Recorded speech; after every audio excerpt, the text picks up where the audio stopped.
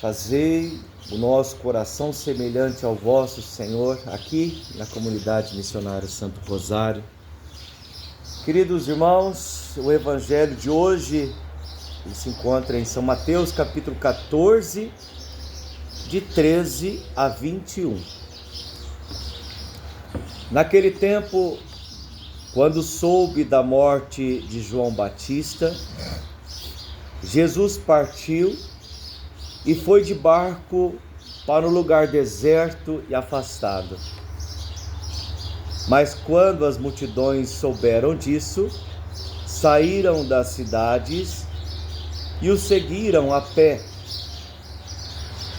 Ao sair da barca, Jesus viu uma grande multidão. Encheu-se de compaixão por eles e curou os que estavam doentes. Primeiro ponto, primeira coisa, Jesus, ele sempre se afastava um pouco, quando dava, né? Neste momento aqui, Jesus já não se afastava mais porque não tinha como, mas ele sempre estava em constante oração. E que nós temos que entender justamente isso. Se nós queremos avançar na vida, nós precisamos de rezar, gente, de rezar. Existe um grande santo da igreja, Santo Agostinho. Perguntaram para Santo Agostinho: Agostinho, como é que nós podemos ser santos? Como é que faz para ser santo, né? O que passa pela cabeça de vocês, né, para ser santo? O que passa? Nossa, como é que eu vou ser santo? Eu santo? Você é santo. Todos aqueles que passaram pelo útero da igreja. Sabe onde é o útero da igreja ou não sabe? Você sabe onde é? Dentro da igreja? É a pia batismal. É a pia batismal, é onde você é batizado. A pia batismal, ela é o útero da igreja. E ali nós nascemos porque Jesus derramou o seu sangue precioso por cada um de nós. E ali, justamente pelo sacrifício de Cristo, nós somos revestidos pelo próprio Cristo, pelo próprio amor de Cristo. Eu sou filho de Deus, eu nasci, sou filho de Deus. Não é não. Nós não somos filhos de Deus porque nós nascemos da nossa mãe. Somos criaturas amadas, maravilhosas de Deus, aí sim. Mas filhos de Deus, nós somos porque nós passamos pelo útero da igreja. Pelo útero da igreja, pela pia batismal, pelo sangue de Cristo. Nós somos filhos justamente por causa deste filho, por causa de Jesus. É por isso que nós somos filhos. É por isso que ele vai nos ensinar a chamar Deus de Pai. É interessante, é bonito que eles vão pedir a Jesus: Jesus, nos ensina a rezar, ensina-nos a orar. E ele vai ensinar. E como é que ele ensina? Né? Pai Nosso. Hoje a gente fala Pai Nosso, né? Mas Deus é algo, parece que muito distante. Deus estava muito distante. E Jesus não, Jesus, pelo sangue dele derramado, ele nos aproxima e nos une a Deus. E aliás, você vai entender que você é filho, que através do batismo, através do sacramento, ele te une ao Pai do céu. Então não é aquele Deus distante como eles imaginavam. Agora é um Deus perto, juntinho. É por isso que você vai dizer: meu Pai, tá difícil, Pai, tá difícil. Como que é difícil de lidar comigo mesmo, Pai, né? Como que é difícil de lidar comigo mesmo. Mas ora, reza, permanece, persista, vai para cima. Você precisa, e nós precisamos de entender isso. Mas a pergunta volta, né? Agostinho, como ser santo, Agostinho? Então, como entender, como a gente pode se unir a Deus assim e deixar ser transformado por Deus? Como que isso pode acontecer? Você sabe qual é a resposta para ser santo? Todos aqueles que passaram pela pia batismal, que é o útero da igreja, têm essa missão de santidade. Todos. Pecado, vida errada, não significa nada. Porque a gente pode deixar tudo isso para lá e ter uma vida nova. Por pior que você tenha sido, por pior que nós tenhamos sido, nós temos é que assumir o sangue de Cristo, assumir o Pai, Deus, assumir como nosso Pai. Porque às vezes a gente confunde também Deus como Pai, a palavra Pai, com o nosso Pai.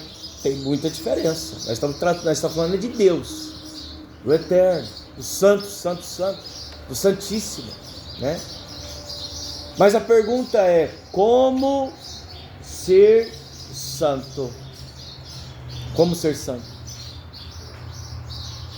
A resposta é tão simples que você vai gravar na hora. A resposta é tão simples que você vai gravar na hora. Como ser santo? Como ser santo? Para ser santo, nós... Grava aí, tio. Você tá gravando? Grava aqui na cabeça aqui. Grava aí. Grava aí, ó. Eu vou falar. É curtinho o negócio. Para ser santo, basta querer. Você falou ontem. Querer, exato. Querer. Queira. Eu quero. Queira estar diante de Deus. Queira mergulhar na palavra de Deus. Queira estar com Deus. Queira rezar. Queira se afastar. Queira estar junto, mas queira estar juntinho de Deus o tempo todo. Queira ser transformado, ser reconfigurado, reconfigurado, porque já que a gente foi configurado e sendo configurado por várias coisas, vários pecados, várias caminhadas, vários buracos, agora nós temos que ser reprogramados, né? Reprogramados e deixar Deus ser Deus na nossa vida. Querer.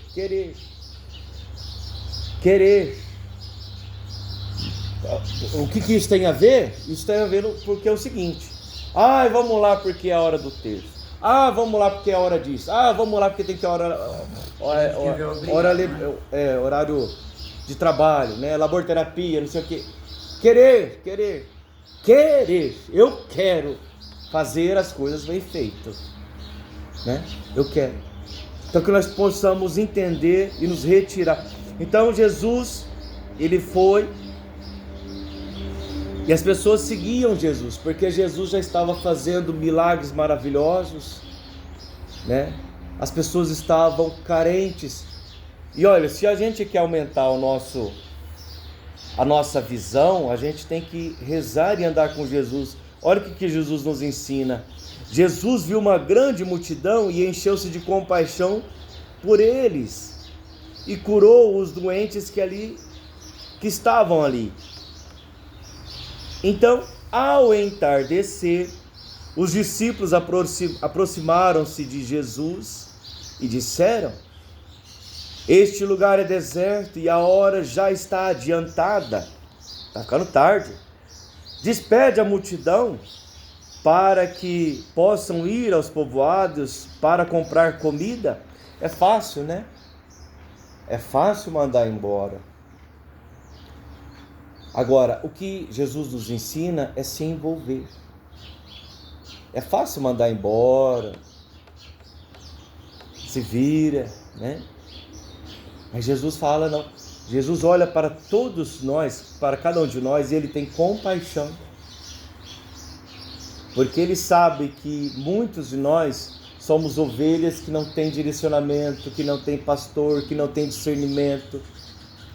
Às vezes a gente e muitos de nós temos como pastores, como orientadores, como professores, lobos. E você sabe onde que vai parar isso, né? Vai parar em desastre. Jesus, porém, lhes disse: eles não precisam ir embora. Dai-lhes vós mesmos de comer. Os discípulos responderam: só temos aqui 5 pães e 2 peixes. Jesus disse: trazei-os aqui. 5 pães e 2 peixes, trazei-os aqui. Jesus mandou que as multidões se sentassem na grama. Então pegou os 5 pães e os 2 peixes, ergueu os olhos para o céu, pronunciou a bênção. Veja, não foi semelhante aqui ontem? Ergueu o pão, olhou para o céu, deu a bênção. Não é assim? Aqui é uma prefiguração do que aconteceu ontem aqui. Essa passagem é uma prefiguração do que acontece na missa. No primeiro momento ele pega pão, né? Ele pega pão, ergue o pão, né? Jesus pegou o pão, ergueu e deu a seus discípulos dizendo: tomai todos e comei. Este é o meu corpo que é dado por vós. Ele pegou o que primeiro? Acabei de falar. Pão. Deu graças, ergueu e deu graças, e deu aos seus discípulos e disse: tomai todos e comei. Este é o meu corpo. Mudou, não mudou? Mudou, não mudou? Ele pega uma coisa, mas dá outra. Ele pega pão, mas o que ele dá é ele.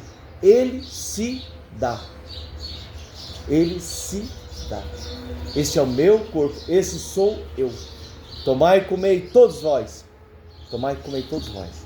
Este é o meu corpo que é dado por vós, né? Tomai todos e comei. Meu corpo. É o eterno que vem alimentar os teus filhos.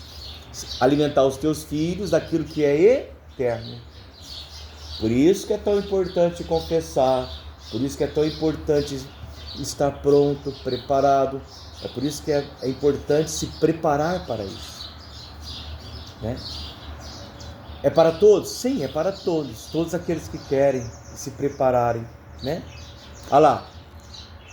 E em seguida partiu os pães e deu aos seus discípulos. Os discípulos os distribuíram às multidões. Todos comeram e ficaram satisfeitos.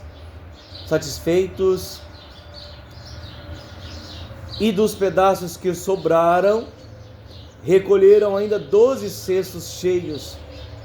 E os que haviam comido eram mais ou menos 5.000 homens, sem contar 5.000 homens. Eu não sei se você já tinha visto isso. Eu não sei se você já tinha reparado nisso. Ó, vou falar mais uma vez para vocês guardar. Ó. E os que haviam comido eram mais ou menos 5.000 homens, sem contar mulheres e crianças. Então não era só 5.000, tinha mais de 10.000. 5 pães e 2 peixes. Tinha mais de 10.000 pessoas ali, sentadas em grupos. Eu acho que a fome não era tanto de pão, mas ele estava querendo matar a fome espiritual. Jesus, quando ele olhou para essa multidão, ele sentiu compaixão, porque eles estavam perdidos, como ovelhas sem pastor, ou seja, pessoas estavam perdidas. Mas Jesus também fez este grande milagre, já nos preparando para o grande milagre. Hoje também é dia de São João Maria Vianney. Foi justamente num dia como este, dia de São João Maria Vianney, que eu coloquei, eu me lembro muito bem, que eu coloquei pela primeira vez uma túnica branca para servir, né, para ajudar o padre. Foi a primeira vez, foi no dia de São João Maria Vianney. São João Maria Vianney era um padre muito limitado, muito ele tinha uma dificuldade tremenda para aprender latim, porque era uma exigência para ser padre, tinha que aprender latim. E ele não conseguia, ele se esforçou, ele estudava, ele tinha uma dificuldade tremenda. Então, ordena João Maria Vianney a padre ou não? Decidiram lá o bispo ordenar ele a padre. Só que nós vamos ordenar ele padre e vamos jogar ele lá na biboquinha, lá no fundo de Assis. Vamos jogar ele lá, um vilarejinho lá, nós jogamos ele lá e deixa ele lá. Só que acontece que lá em Arce, lá era um vilarejo do pecado, da queda, sabe? E esse padre limitado, digamos assim, mas o que eles não contavam é que o homem era de jejum, ele era limitado, sim, mas ele era de jejum e oração. Jejum e oração. De intimidade com Deus. Jogaram esse homem lá. O que aconteceu? Ele chegou lá e teve muitos problemas, porque lá só tinha, o pecado reinava, né? Acontece que aquele vilarejo, com o passar do tempo, virou um lugar santo por causa desse padre santo, São João Maria Vianney. Tanto é que hoje é dia do padre, e esse padre que é o limitado, agora ele é padroeiro dos padres. Então hoje é dia do padre justamente, e tem esse padre justamente por causa da santidade dele, porque ele mudou uma cidade justamente pela santidade, jejum, oração. E pessoas vinham de longe, e vinham de longe, só para escutar a sabedoria que saía daquele homem. Então, quando Deus quer, Ele faz, e faz com aquele coração que é aberto, que está aberto. Deus quer. A pergunta é, você quer? Às vezes a gente fala que eu quero, mas a gente vai ter que falar com muita convicção e deixar Deus agir. Então vamos rezar, né, pelos padres. Vamos rezar pelos padres, porque os padres hoje, especialmente o dia de hoje, né, para que os padres sejam como este homem. Como este homem. Levar Jesus para as multidões. Levar Jesus para as multidões, porque as multidões estão famintas, estão perdidas, assim como Ars, assim como na leitura, esses mais de 10 mil pessoas perdidas, sofridas. Aqui está, gente. Agora vocês entenderam melhor a leitura ou não? Entendeu ou não? Entendeu melhor a leitura? Esta prefiguração que é para os padres principalmente, para que eles possam levar Jesus, justamente pela santidade de suas vidas, levar Jesus, este alimento de vida eterna que é a Eucaristia, que é a confissão, que são os sacramentos para a vida das pessoas, porque as pessoas estão sofrendo. As pessoas sofrem porque são muitas vezes enganadas, e somos enganados por isso, né? Somos enganados por nós mesmos, pelo mundo e pelo próprio demônio. Mas que hoje nós possamos ter esta firme decisão, a decisão de aproveitar este alimento divino e querer ser mais de Deus, né?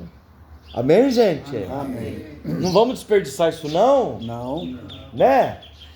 Louvado seja o nosso Senhor Jesus Cristo. Para sempre seja louvado. O Senhor esteja convosco. Ele está no meio de nós. E desça sobre vós a bênção de Deus Todo-Poderoso, Pai, Filho e Espírito Santo. Amém. Um ótimo dia a todos, com a graça de Deus. Amém.